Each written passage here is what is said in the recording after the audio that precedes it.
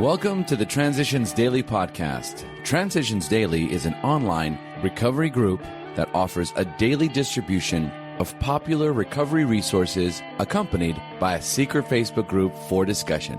We hope you enjoy today's readings. This is Transitions Daily for October 7th, read by Cindy L. from Fort Worth, Texas.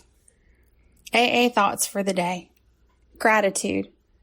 Another exercise that I practice is to try for a full inventory of my blessings, and then for a right acceptance of the many gifts that are mine, both temporal and spiritual. I try to hold fast to the truth that a full and thankful heart cannot entertain great conceits. When brimming with gratitude, one's heartbeat must surely result in outgoing love, the finest emotion that we can ever know. Bill W., March 1962, The Language of the Heart, page 271. Thought to consider. I have learned what a heart full of gratitude feels like. Acronyms. Alcoholics. A life centered on helping others live in complete sobriety. Just for today. Best of intentions. Step 11. Sought through prayer and meditation to improve our conscious contact with God as we understood Him, praying only for knowledge of His will for us and the power to carry that out. Of course, it is reasonable and understandable that the question is often asked, why can't we take a specific and troubling dilemma straight to God, and in prayer secure from Him sure and definite answers to our requests? This can be done, but it has hazards. We have seen AAs ask with much earnestness and faith for God's explicit guidance on matters ranging all the way from a shattering domestic or financial crisis to correcting a minor personal fault, like tardiness.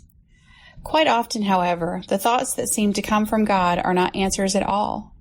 They prove to be well-intentioned, unconscious rationalizations.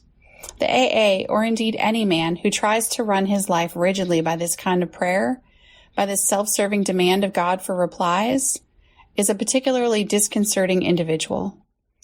To any questioning or criticism of his actions, he instantly proffers his reliance upon prayer for guidance in all matters great or small. He may have forgotten the possibility that his own wishful thinking and the human tendency to rationalize have distorted his so-called guidance. With the best of intentions, he tends to force his own will into all sorts of situations and problems, with the comfortable assurance that he is acting under God's specific direction. Under such an illusion, he can of course create great havoc without in the least intending it. 12 Steps and 12 Traditions, pages 103 to 104. Daily reflections. Daily monitoring. Continue to take personal inventory. 12 Steps and 12 Traditions, page 88. The spiritual axiom referred to in the 10th step. Every time we are disturbed, no matter what the cause, there is something wrong with us, also tells me that there are no exceptions to it. No matter how unreasonable others may seem, I am responsible for not reacting negatively. Regardless of what is happening around me, I will always have the prerogative and the responsibility of choosing what happens within me. I am the creator of my own reality. When I take my daily inventory, I know that I must stop judging others. If I judge others, I am probably judging myself.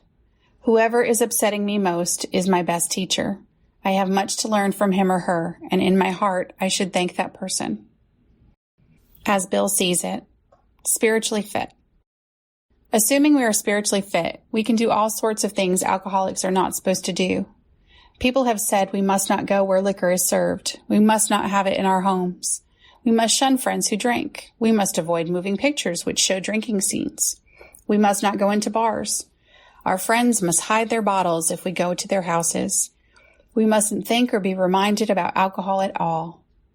Our experience shows that this is not necessarily so. We meet these conditions every day. An alcoholic who cannot meet them still has an alcoholic mind. There is something the matter with his spiritual status. His only chance for sobriety would be someplace like the Greenland ice cap. And even there, an Eskimo might turn up with a bottle of scotch and ruin everything. Alcoholics Anonymous, pages 100 to 101. Big Book quote. Follow the dictates of a higher power, and you will presently live in a new and wonderful world, no matter what your present circumstances. Alcoholics Anonymous, Working with Others, page 100. 24 hours a day. AA thought for the day. Do I put too much reliance on any one member of the group? That is, do I make a tin god out of some one person? Do I set that person on a pedestal? If I do, I am building my house on sand. AA members have clay feet. They are all only one drink away from a drunk, no matter how long they have been in AA. This has proved to be true more than once. It is not fair to any one member to be singled out as a leader in AA, and to always quote that member on the AA program. If that person should fail, where would I be? Meditation for the day. You must always remember that you are weak, but that God is strong. God knows all about your weakness. He hears every cry for mercy, every sign of weakness, every plea for help, every sorrow over failure, every weakness felt and expressed. We only fail when we trust too much to our own strength. Do not feel bad about your weakness. When you are weak, that is when God is strong to help you.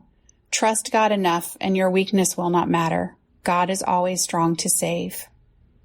Prayer for the day. I pray that I may learn to lean on God's strength.